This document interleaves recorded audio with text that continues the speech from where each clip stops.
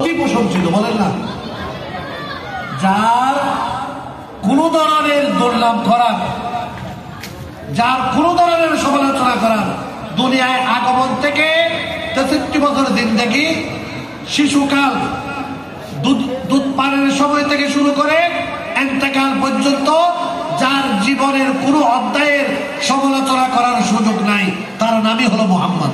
সুবহানাল্লাহ বলেন। কিয়ামতের ময়দানে একটা হাদিস শুনেন।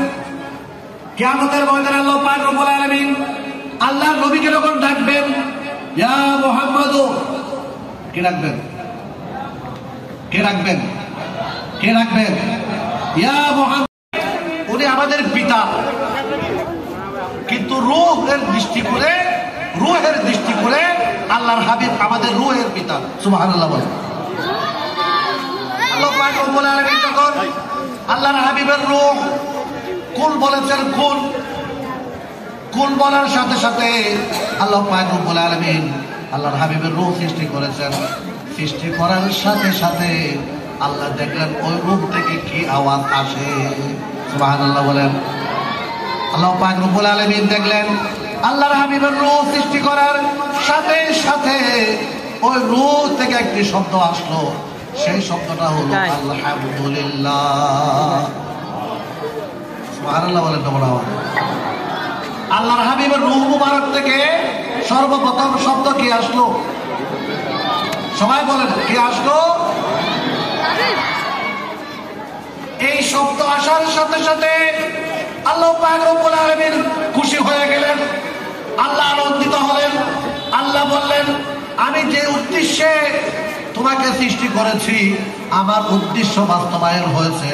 আল্লাহ বললেন, তোমার মুখ দিয়ে যখন তোমার রূহ থেকে যখন সর্বপ্রথম আমার প্রশংসা আসলো, তো আমি আল্লাহ আজকে তোমার নামটা নির্ধারণ করলাম, সাম্মাইতুকা মুহাম্মদ, তোমার নামও আমি মুহাম্মদ রেখে দিলাম।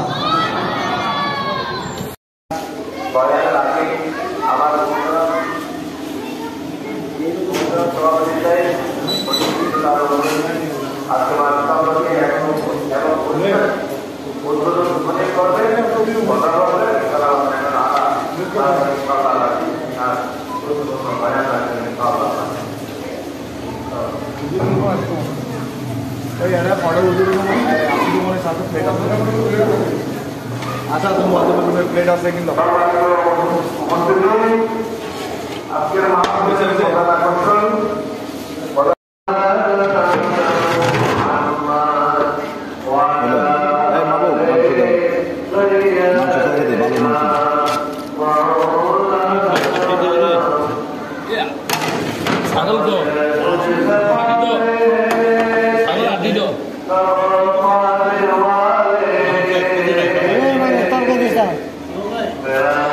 ওটাতে তো আমার কাম